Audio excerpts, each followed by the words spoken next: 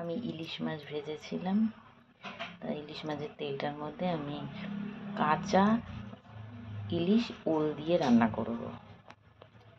সেই তেলেতেই আমি জিরে ফোড়ন দিলাম,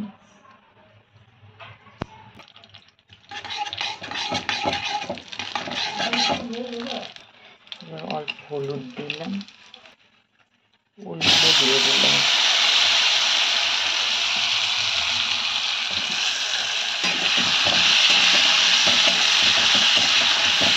অল্প করে রান্না করছি। দুটো ইলিশ মাছের রিং দিয়ে এই ঝোলটা রান্না করবো। ওলটাকে হালকা করে ভেজে নেব। এর মধ্যে দুটো লঙ্কা দিলাম আর আদা, জিরের গুঁড়ো, ধনের গুঁড়ো আর হলুদ দিয়ে পেস্ট বানিয়ে দিলাম, আর একটু স্বাদ অনুযায়ী নুন।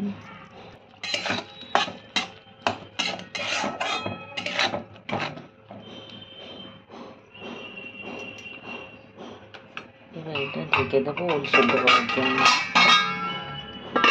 সেদ্ধ হওয়ার জন্য ঢেকে দিলাম।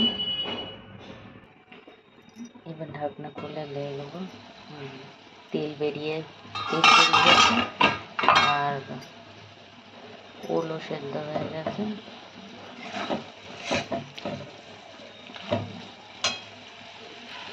এতে হাফ কাপ মতন জল দেব।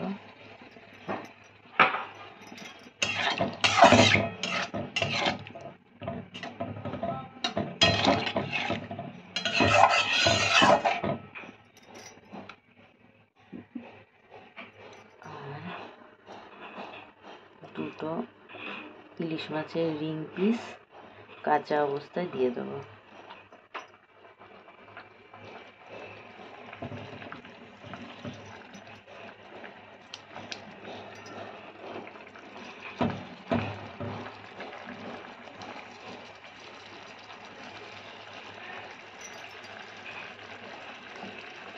ডিম সমেত এটা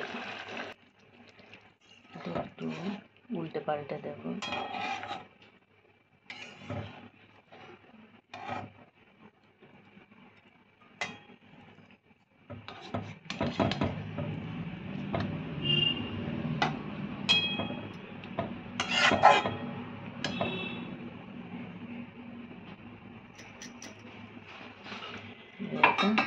গ্যাস সিম করে ঢেকে রাখবো।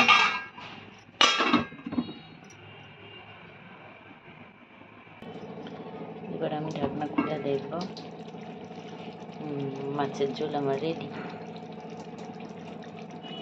খুব শর্ট টাইমে ইলিশ মাছ রান্না করা, খুব শর্ট টাইমে এরকমভাবে ইলিশ মাছ রান্না টেস্টিও হবে, হেলদি।